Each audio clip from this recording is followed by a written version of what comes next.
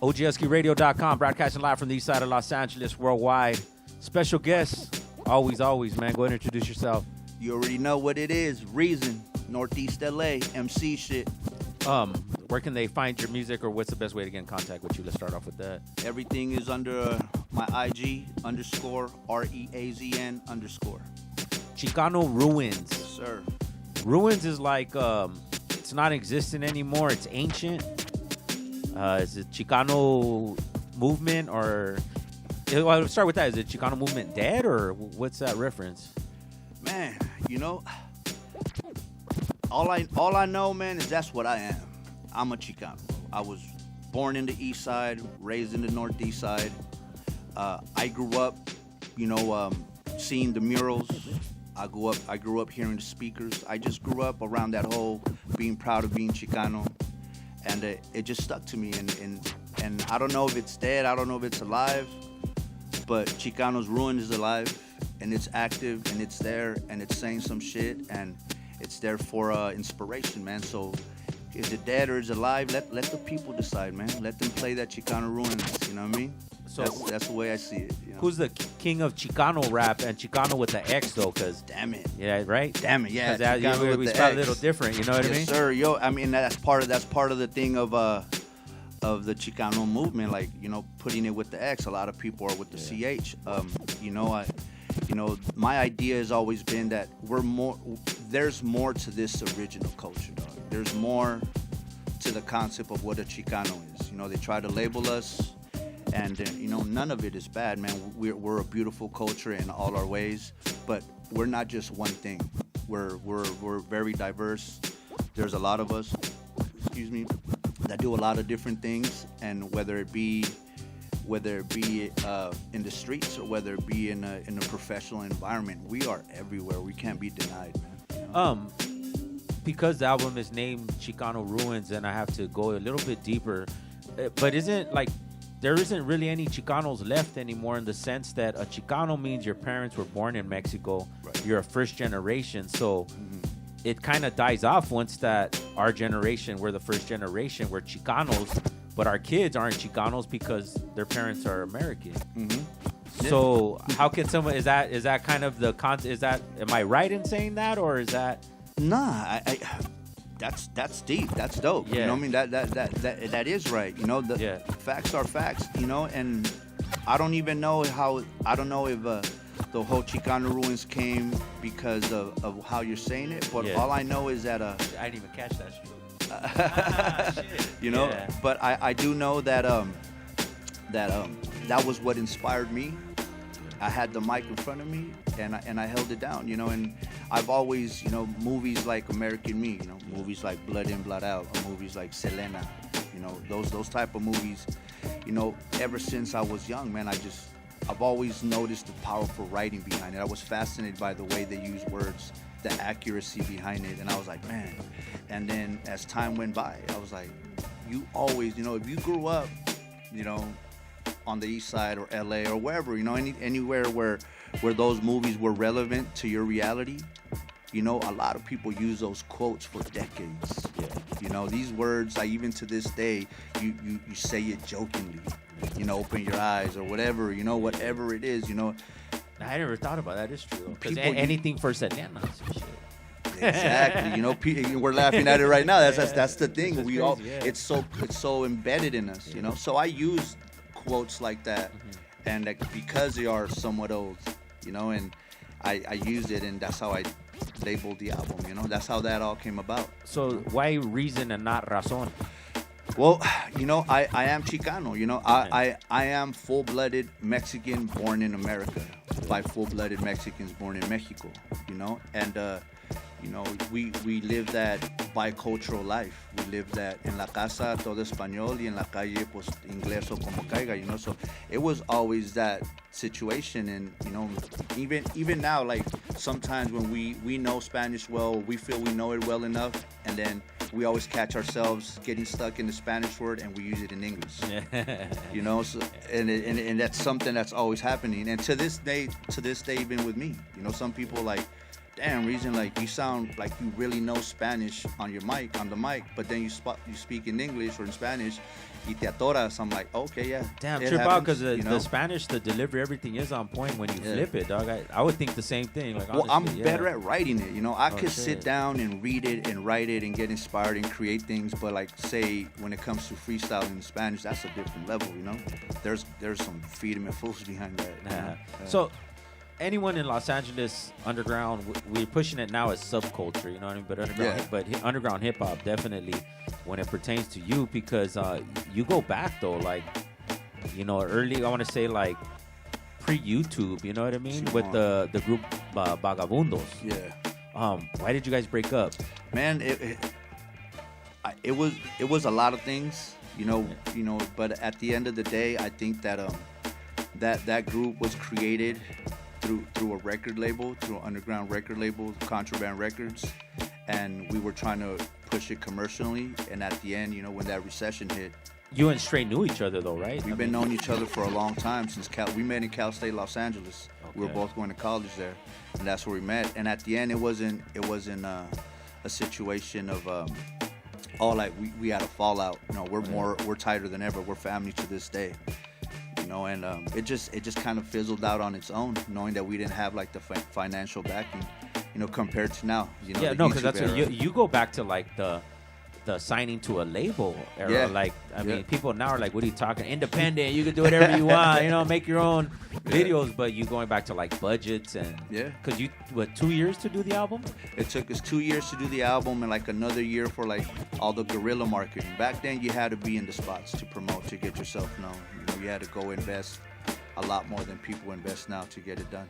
One of my first introductions was like on compilations, but it was like a lot of Chicano rap, and I know everybody like wants it, but it was like more gangster rap, I guess, OD sample type stuff, and then this boom bap would come in like how it doesn't fit, but I mean, I was able to like, because I mean, as much people say, like everybody, I listen to all music, you know what I mean? So and with everything, it's hit or miss, you know what I mean? Right, so, but like coming across those compilations, I'm like, why is this boom bap?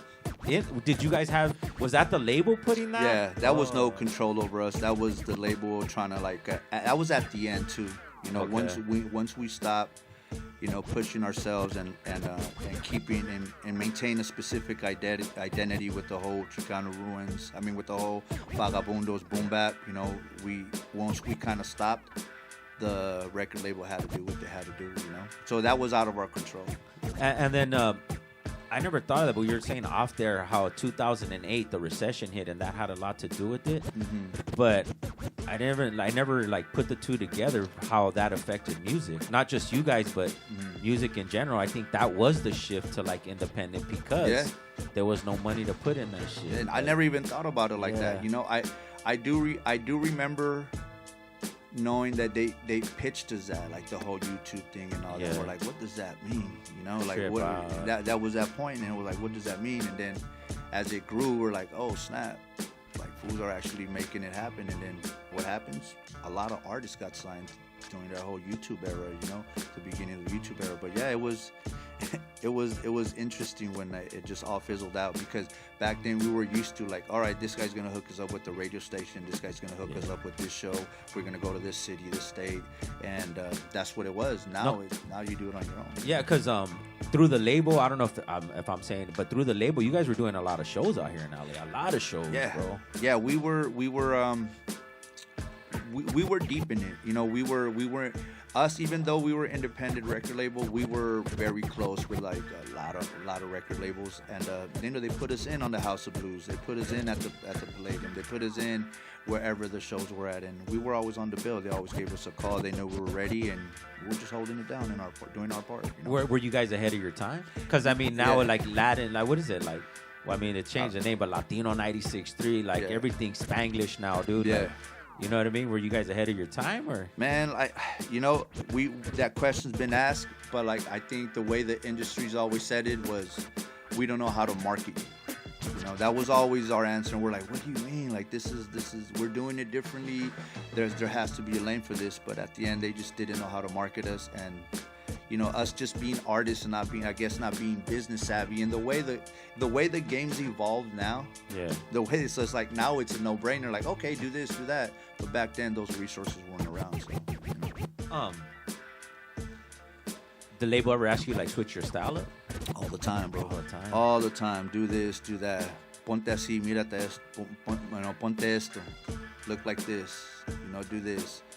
Or lose weight. Like they say all these things, you know what I mean? But like at the end, man, I mean, no matter what, it was always for the love. Yeah, at one point, back then there was monetary ambition. We want, let's do this, let's get on TV, let's do all this. But things happen for a reason. Si no se hizo, no se hizo. Now in hindsight, I'm just kind of glad that I held my ground and did what I had to do. Most people will say like, oh, I did it for the love of hip hop, or I did it. Is yours more for the love of the art, or just trying to that boom bap underground? Because you guys had underground LA on lock, like you had the movement and all that. Was it more like we're just trying to like stay loyal to that without crossing? Back then you couldn't cross over, yeah. Or was it we're just staying loyal to the art? Man, I just think I was always been me. You know what I mean? Yeah. I've always just kind of been me. If it was back then, if it's now, no matter what, I've always been me. And I sometimes wonder, like, does this sound old? And I think about it all the time, like this. But I hear it. I hear the wordplay. I hear the metaphors. I hear the concepts. And then I hear today's boom bap, and I'm just trying to see, why is this off? Like this is a specific section of Los Angeles, Northeast Los Angeles, from a Chicano MC doing it. He's telling his story. This is original. This is organic from this. He's not trying to be something else. He's spitting his truth from this area. I think it stands for something. I think it has its own lane, and I think it needs to be said at the end of the day. I'm hoping that this album has its place in the history of hip hop, even to today's day. Like, if it's old or not, like oh, homie said what he had to say and he held it down, and check it out. And word by word, metaphor by metaphor, concept by concept, snare by snare, like this whole thing was purposely designed to send a message. That's why even on the album cover, it's me like an Olmec head with headphones in the back of the city, in the dark side of the city, like all excavated in dirt, and there's turntables, vinyl, there's tapes, there's all these things that people don't use anymore, so it's kind of got dug back up again, But any music, like any good projects are forever. Like that's why you have classic albums. I just think we're spoiled because like we have a whole era. Like boom bap, good boom bap is like forever. Yeah. And it's almost like the foundation of what I want to say pushed hip hop, and I'll stand by that because people be like, no, well the hip hop you hear now, like, but that hip hop's always been around. Yeah, the only thing is in commercial we had more balance. We don't have that now. Mm-hmm. But like what I'm going back to saying is that like the boom bap is forever, dog. Like you could go back and you know what I mean, and play it. Why do you do it? Why do you make music? Man, why do it now? Like, you know what I mean? It's done. You have your place in history for those that actually though, like probably a good documentary or something like. Who has footage? You have footage for all the Vagabundos? We have some footage, not a lot, but we do have footage. If you go to my YouTube channel, I did like a 1 minute promo for the album, and I used vintage footage. Not a lot, but there's some like the studio, the Green Cadillac studio. We're talking about that often. Yeah, it's crazy, small world. Yeah, you'll see that in there, so like, but I don't know how much we have. I have to dig in a lot into it, but I don't know how much we have. But I know we have some. Well, it's my idea, so just come in my check when it goes. You know what I mean? We'll get that Oghuskeyradio for sure. Yeah. So you doing shows now? What's it up now with the album out and everything, and the way the climate is? We have people that, like we were talking about, you don't have to leave your house, bro. Like you can stay home and do shit. Mm-hmm. Excuse me. I think if the opportunities are there and it's for like a good cause, or even just something where like hip hop heads can come, or people that are curious about boom bap hip hop and even boom bap Northeast LA hip hop, and I have a chance to like inspire them, be like, oh shit, look, oh this is good, like it's I guess it could be a vintage sound, but it's a 2023 sound. Yeah. No matter what, it's a 23 sound, and if it could revitalize people and be like, oh man, let's go back to this, because you know, being an MC it's not just the sound, it's what you're saying, it's the state of mind. You know what I mean? And I feel like the state of mind is completely relevant to what's happening today in a lot of ways. You know. How did the connect with Preed come about? Man, the homie Robs, he's a good friend of mine. I've known him for a long time. He stays out on the west side. I hit him up one time and I was kind of like, hey, what's up? You know, how you been? Boom, boom, boom. And then he just kind of told me, oh, there's this producer over here. Like, oh, well, I've been looking for one. And then we just kind of linked up, and it happened. Preed, he's a beast. He's a technician, man. He's always in the lab. So like, I got lucky running into him, man. We feature him on the Black Books and Rhyme Books events that we do, playing live. Like most like it's either or. Like they can't do it live. They can't. Yeah. You know what I mean? He ripped it. He's a technician, bro, for sure. Any shout outs before we cut out, and also let them know the album and all the contact information they get a hold of you. Oh man, just peace to Oghuskeyradio, man. I appreciate you guys. Peace to Northeast Los Angeles. What's up, man? You know, we're still here doing our thing. Rest in peace to my brother. Journeys over elevated levels. You know, and to all the fans and all the supporters, you know, I appreciate you guys. XICANO Ruins is out. You know, get at me, hit me up on IG for whatever inquiries you guys got. I'm here, man. I'm active. Oghuskeyradio, stay posted. More interviews to come. Simone.